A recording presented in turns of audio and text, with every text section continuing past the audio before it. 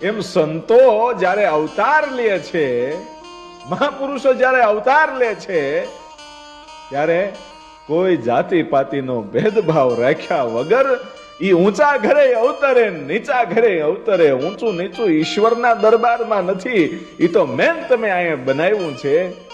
પણ મારે જે વાત કરવી છે કે દેવી પૂજક સમાજમાં આજે જે રખા દાદા છે, લગભગ કોક જ ગામડું એવું હોય કે ત્યાં રખા દાદાનું મંદિર ન હોય.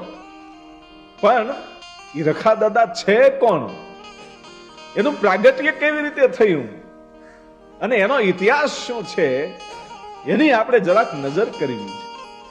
રખા દાદાનું પ્રાગટ્ય કેવી રીતે થયું, એની ઉત્પત્તિ કેવી રીતે થઈ અને રખા દાદા આવું નામ કેમ પડ્યું, આ બધી જ માહિતી રખા દાદાના સંપૂર્ણ ઇતિહાસની અંદર છે.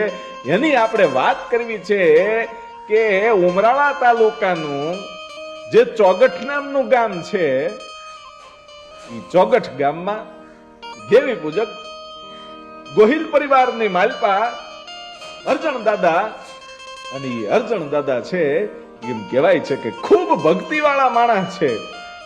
દરરોજને માટે માં ભગવતીની પોતાની જગદંબાને કુળદેવીને પ્રાર્થના કરે અને એની માળાઓ કરે ત્યારે આપણને એમ લાગે કે એના માળાના મણકે મણકે સાક્ષાત ઠાકર બેઠો હશે, કદાચ સાક્ષાત જગદંબા બેઠી હશે, એવી ભગવતી બેઠી હોય.